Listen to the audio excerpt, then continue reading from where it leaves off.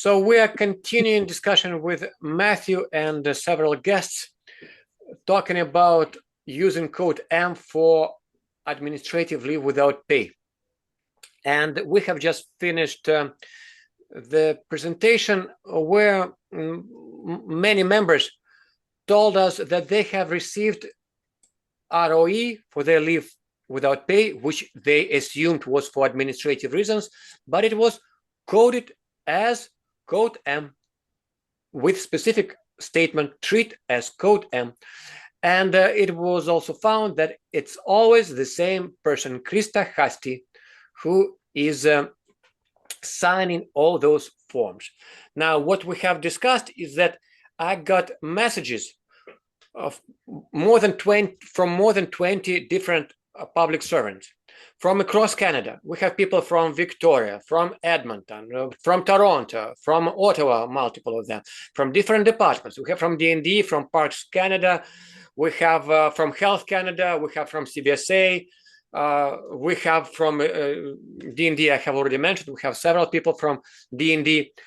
And surprise, surprise, all of them are signed by the same person, Krista Hasti. So that's one of the ROEs which the members have shared with me. And it sounds or looks very strange. So what we see, that it was clearly leave without pay for administrative reasons. This is even acknowledged by Service Canada itself. And you can go to Service Canada website and you will get a message stating specifically that we re-examined your claim and you're no longer consider that you had lost your employment due to your misconduct. Determined that no misconduct was involved. And even some members contacted their directors. And they got also confirmation from the directors, which I was quoting at the end of the previous segment, where the director replied specifically, all employees were essentially instructed to falsify, seems like, instructed to falsify a record of employment or something like that, instructed by ESDC to use code M on records of employment for all employees suspended for not complying. On the other hand, the same director says, I'm confident the employer's decision to place you on administrative leave was completed in accordance with the policy. So he repeats, I'm confident this was administrative measure based on your vaccination status and not a disciplinary one. So it is fact. It's not a disciplinary action. It's not a misconduct. You can get a letter from your employer, as one of the members has done, as a proof of that. And on top of that, you can get confirmation of that from Service Canada. And if you don't have any of those confirmations yet, go ahead and just contact Service Canada and your employer, your director, your manager, and they will get you this confirmation that it was administrative measure, right? So, and we have one of the people who joined us for this discussion was just saying something about that. I guess she contacted the employer and asked what would be the steps to change the ROE, because her ROE is wrong. It has this, please treat as code, and she actually called, I think, you can maybe tell us more about that. I don't want to mention your name because some people don't want to have their name known. But please just tell us what you would like to say, what you have done, what you tried to seek justice for the reason of separation from your employment, which costed you, I know, losing all AI benefits for many months. So please tell us what you tried to do. Sure.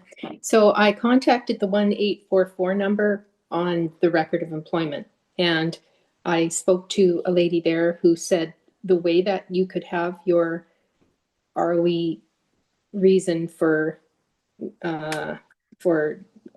being put on unpaid leave without absence is is to put in a PAR, a pay action request.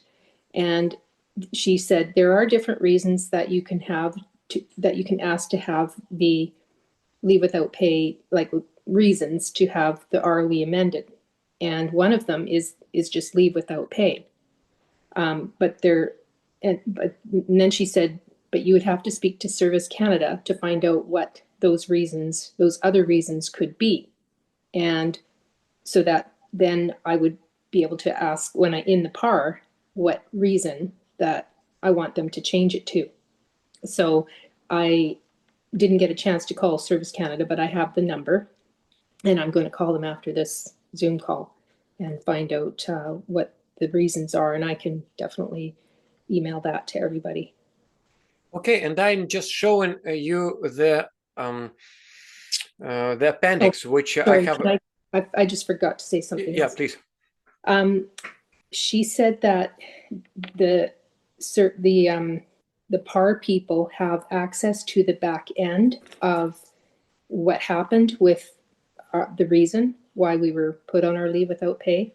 So it sounded kind of hopeful with that conversation that it's an option that we could do. So I just thought by starting there, and then if they deny once again, the saying, no, that was your reason, not changing it, then go from there, So I will just recap what you have just said, that everyone should just retrieve the ROE, and if it shows M on the back side of your ROEs, there is a phone number, like 1-800 number. If you have questions, I guess you can call this number, right? So that's what how you found the number on the second page of your ROE, correct? Yes, it was on the first page at the bottom right hand corner, box number 21. Oh, I see. Yeah, okay. Here you go. Here you go. I'm showing it on the screen right now. Indeed. So it seems like this is the phone number for that particular issuer. In this case, Krista Hasti. Maybe there is more than just one clerk who signed it, but that's the phone number. So one thing you can do, just call this number and ask them to correct your ROE so that it reflects the true reason of separation, which is administrative reason. Correct? That's right. But then how would we be able to qualify for unemployment insurance for that period of time we were off if we just put administrative leave without pay? Like, will we still qualify for it? And here, that's where I guess Matthew comes in, because he digged into the reasons why people were denied employment insurance benefits, because it is always justified as misconduct. You have done something wrong, like you have stolen something, I don't know, whatever bad things you could have possibly done. It's one of them. So Matthew, and can I before Matthew reins in, as taking all the courses, it's Louise Belil, and now being president, FYI, you should be putting other 699, nothing else, other 699. Yes, you can try a PAR. I'm not sure it's going to work, but it's a good option. And thirdly, every single union had to put a grievance in. So when you first found out that it had a misconduct, you still have the time to put in a grievance ASAP. So PAR and grievance, both simultaneously, because it's as of the day you find out, and then 25 days from there. Okay. Thanks. Excellent. Can you just remind us what is PAR? Pay action request, I think was the acronym. Oh, correct. So it's okay. It's acronym for when people call this 1-800 number 844, they will talk to someone in this PAR department. I'm not familiar with the terminology here. But it is the department who will be contacted. So when she puts in a PAR, they communicate to the department. The department could say, no, But if you put your grievance in and you put your PAR in and they kind of speak together, so you're now justifying, you know what I mean? Okay. Okay, okay, Okay. good, good. Louise, I just, I did put in a grievance and we were denied with our grievance. And then I was part of a group called Feds for Freedom, and we paid out quite a bit of money to a lawyer based in Victoria here who tried to fight for us in court. We went to court and it was all denied. Yeah, it can't be denied. So now you have to, okay, so now you put back in your grievance and they cannot, like, the union didn't, like, I'm not sure what union you're with. So the union has no right, and nor does the employer have a right to deny your hearing. You have a right to be heard. Are you telling me they didn't even come to the table? So we did not, I was denied my grievance, and then it went to the top level, and all of us were denied with our grievance. So, okay, I don't understand. When you say denied, you mean they came to the table, they heard you, and then they wrote you back? Yes. Or they just said, nope, we're not accepting, we reject, we reject, we reject. They're not even going to hear you out. It's more complicated than that. This, I honestly, I can't say exactly that. There is one person in our group that was the head of it all. And she would know best of what happened, but all I know is that they went to court in BC and Vancouver, and it was all denied. There was about over 100 of us in this group of people. I know how our union PIPS for public professionals, public service professionals, they have recommended against grieving. That's how they phrase it. So they are not supporting members who are grieving decision related to vaccination mandate. And I have documented it on my portal. There are specific areas where the union openly told us, the members, that they will not support the member. And this is on my screen right now. It's one of the messages, but it's cut and paste in many responses. I do not recommend filing the grievance on policy, leave without pay, or religious exemption. 3 things which the union, just from the start, will tell you we are not recommending filing the grievance. So in other words, they are not supporting you. That's it. You have to do it yourself. So anything which relates to vaccination policy, anything which relates to leave without pay during vaccination policy or religious exemption, union will not support you. Why? That's a question. And I tried multiple times to go back into the minutes, board of director minutes. I have wrote an open letter to the president, to board of directors, seeking for the justification on that. But they never got back to me on why they decided not to help any member which would like to file a grievance on any of those things. So that's on a different story. It has to do with the union. But now we have to help members to help themselves. They have to do it themselves. They will file the grievance without the union. They can put the union maybe on notice or just, but I'm even not sure about that, because union did not show much appetite. Mercy. Yeah, and even more, I've heard from some members that union actually was trying different techniques to disallow members to file the grievance without the union, even though it has nothing to do with collective grievance. But I remember I received a complaint from one of the members where they sent me a letter, a copy of the letter from the union. The union said, like, you cannot grieve without us, even though it's on it has to do with the religion exemption or something like leave without pay. So the union seemed to be caught multiple times on preventing members to fight for themselves. Not only they're not helping, but they're actually doing the opposite. They're trying to distract, they're trying to suppress this fight for And justice. blocking. I've heard another story from another member where the union said, we will grieve with you, but only that if you accept that you have done it wrong, and you will provide mitigating factors like you were stressed. You see? So you accept that you have conducted misconduct, that you've done it wrong, it was your bad choice, bad making a bad decision, but you will provide mitigating factors like you were mentally disturbed, something like that. In this case, they would support you. And again, I have evidence for that, which is quite remarkable, because it's exactly this type of communication which brought one of our members to almost suicidal thoughts, like he wanted to commit suicide because of such response from the union. Instead of supporting them, we're saying like, you've done something bad, you should have just followed with this policy.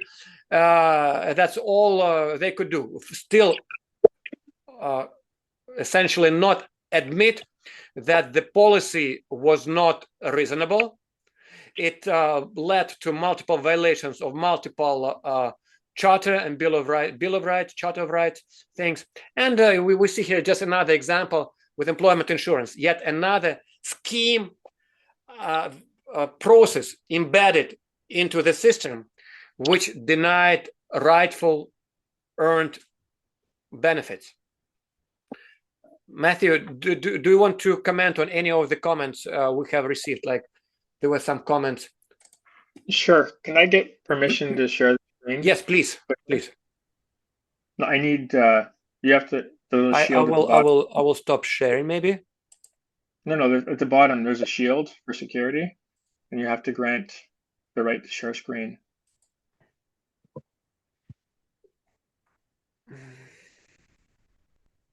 Maybe you have to stop sharing too. Yeah, I will stop sharing. Maybe that will be easier.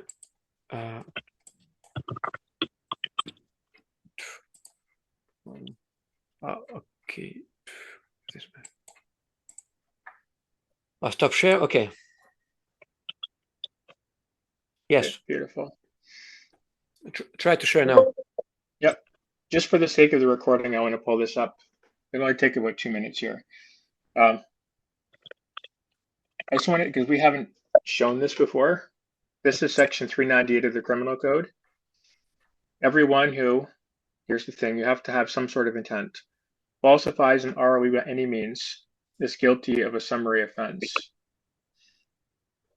In the ROE guide, which I didn't have time to pull up last time either, this is for 25 years, this document explains how to fill out ROEs. That was not good. Can you block that out? Says this: it is a serious offense to misrepresent the reason for issuing an ROE. If you knowingly enter a false or misleading reason, you may be subject to fines or prosecution. And it defines knowingly means fully aware with full knowledge of the facts. Then during the pandemic, a lot of people had questions in HR and accounting. So they released a special document called Guidance, Preparing Record of Employment During COVID-19, specifically policies. When the employee does not report to work because they refuse to comply with your mandatory vaccination policy, use code N, leave of absence, or N for not present. Mm-hmm. The only time you can use code M is if you suspend them, which requires disciplinary proceedings, or you terminate them. So I just wanted to lay that out. Mm. I think the best way to begin to address this is individually filing requests to correct the record, create a paper trail, right? If things are done collectively, they can just address it once. But if they get hundreds of thousands of requests from different employees who are all saying the same thing, look, this is potentially criminal. Can I get this changed, please? And force them to have to start answering all of these requests. I think it'll have a much better impact. I mean, the thing about the criminal code is we have to prove intent, and that may not come unless they get enough people filing these requests, but also ATIPs, because it's a Not public. not just not just ATIPs, Matthew, but also the coercion and collusion that that Dimitri just said with the union, Yeah. that they were trying to block these grievances from being done. So do we have anyone have an email? Dimitri, you said you might have an email? Yeah, I have plenty. I have at least like a dozen of from dozen of different members of my union PIPs with justification for not supporting your grievance. You know, the way they phrase it, like we are recommending against supporting. So and that came from the templates. Yeah, that's right. So all the responses are quite similar.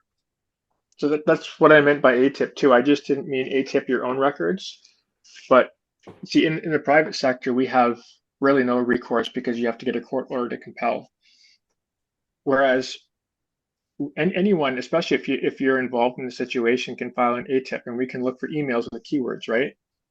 What we need to do is show how there was coordination inside PIPSI and inside Service Canada, ESDC, when this information was sent out. Because we just looked at all the documents. It's very clear. It's a criminal code offense to do it wrong. You're swearing it's right. You're saying you have full knowledge of the facts. And they even released a special document saying, hey, if you're confused, if people don't comply, put them on N, leave of absence, you're not present. So we've had many people produce emails showing that they've all said we were instructed to use code M. Well, the criminal code is clear. That's a crime, right? The ROE guide says you can't do that. It's a crime if you do it. And then the special COVID guidance says, yeah, you can't do this. So if we can get documentation, if someone from Employment Canada really did tell them, hey, use code M when that's a crime, how did that person get the instructions? I think that's where ATIPs can come in useful. Because when they terminated me, Matthew, and I have to look into what you're just saying now, because in the letter they said it was there was no reason to terminate me. They just said no reason. So I thank you very much for bringing that. I'm going to look now. If there was a misconduct, then I have to look into all that. But the delegations of authority, when you're doing an ATIP, can you please have everybody do an ATIP on not just the minister's delegations of authority, but the person that Dimitri has said that signed all of those across Canada. You want her delegations of authority. That's got to be public record. Yeah, we also need Krista's emails. Like if you're filing thousands of requests through a single point of contact who's attesting that they know you and know the facts and they don't, how did they pick her? Someone was instructing her unless she was going rogue. Exactly. And that becomes Treasury Board. Exactly. Treasury Board's got to be involved. So when you said it's just her, Dimitri, it's impossible. Treasury Board is involved. Department of Justice, AG, all of these people are now criminally involved. They knew what was going on. She was just she was a fallback person that they were going to blame. She said, yes, you've signed them all, because either she got a promotion out of it or she was going to benefit from being the fall guy. You see what I mean?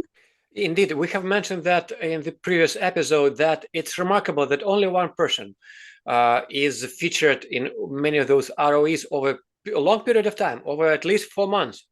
So in such a way that only one person, if let's say anything happens bad, because potentially something bad could happen to the one who have falsified ROEs for hundreds, thousands of members, potentially ruining lives of thousands of good people in Canada. So now it's only one person. So she could be used as a scapegoat. You know, she maybe will go to jail for signing, falsifying the records of employment, but not her managers, not for her directors, not the one who have instructed her to do that.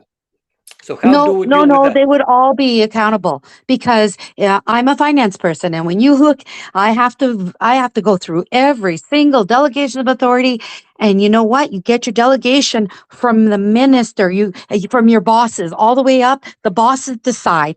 And then it falls on the minister. The minister has to report to Treasury Board. They're all involved. And she would not be the only one that goes to jail or be accountable. Out. Yeah, so if we can, I mean, we have a limitations issue too, because of the time.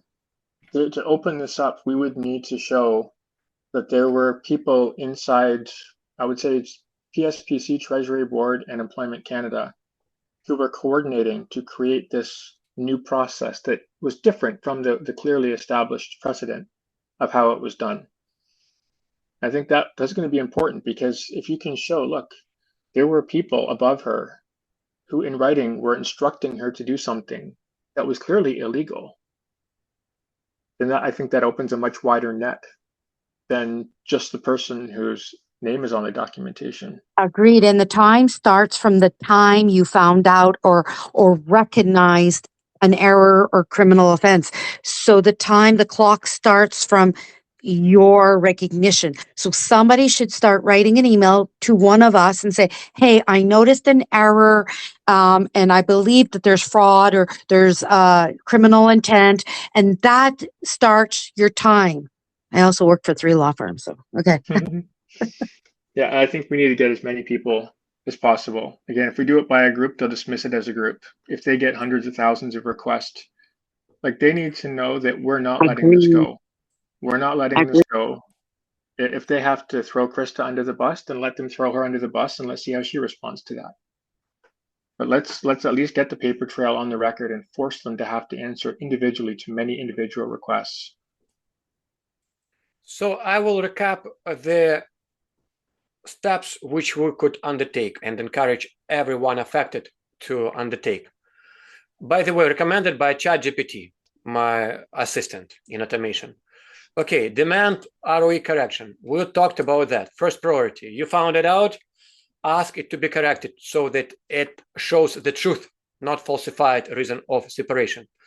Okay, reconsideration and appeal. This is unlikely. I would not do that because many people have already tried and it didn't work. However, I think we should still try. It only takes about 10-15 minutes to start the process. Okay, so maybe once you get your ROE corrected and it doesn't show M, then you go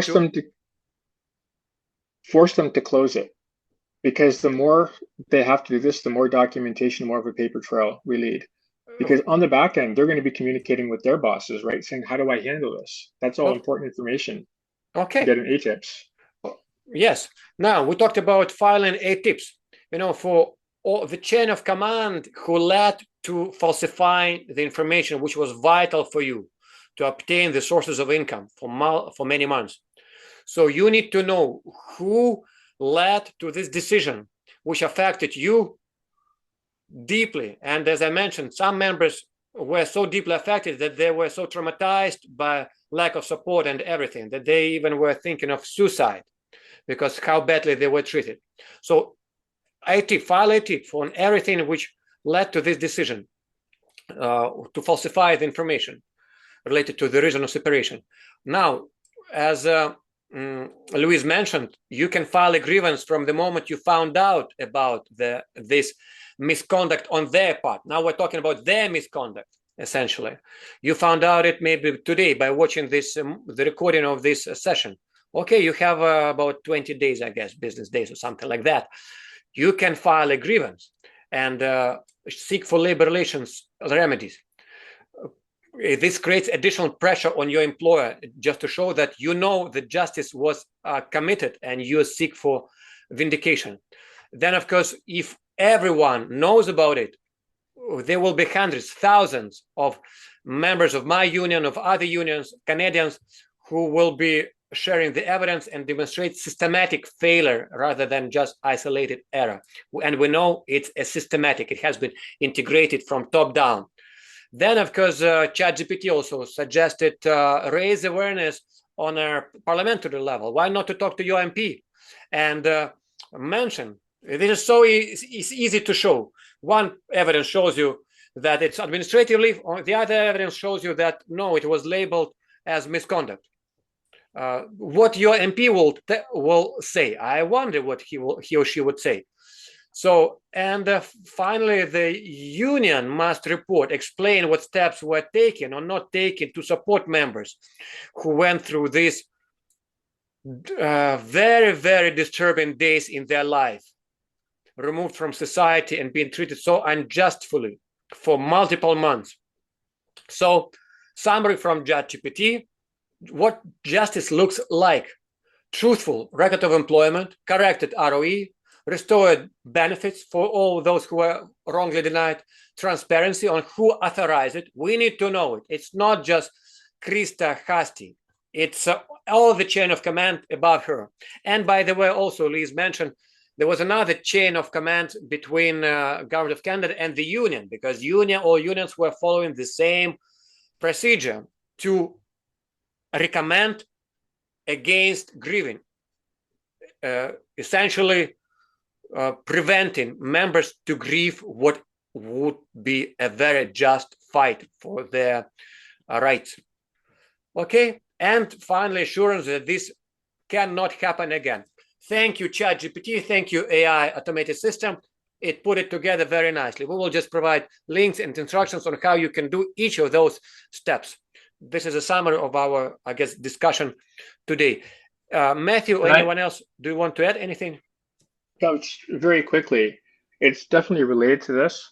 Our Federal Court of Appeal case is challenging this specific issue because no one else challenged how this process worked. If people are interested, we have pre-written letters that are intended to go to the courts, to the Attorney General, the litigation director, and the leadership inside ESDC. By doing, if you want, you can read out the letter. We have a checkbox where you can say, yes, it happened to me too, and you can fill in which ones happened to you. And that would also put you on the record in our case. So it's not just me. It's like we're getting hundreds of thousands of Canadians saying, yeah, it happened to me too. So maybe what I could do, maybe we will provide templates. You know, you mentioned that you have already developed templates for your legal case, but also we could provide templates for each of those steps. I'm willing to work with you, Matthew, and I know there are a few other members within my union who are actively helping me to populate the evidence. And I will be able to publish these templates even on my website. It will be here in Self-Representation 101. We will provide templates for people who would like to act, to seek for justice and vindication in this case of denial employment insurance benefits. Can I say something, Louise, before you go? I want you to hear this too. I wondered if anybody here had done a human rights complaint. I know people who did, but we didn't do that in our case. We do have, I have an interview with, I think,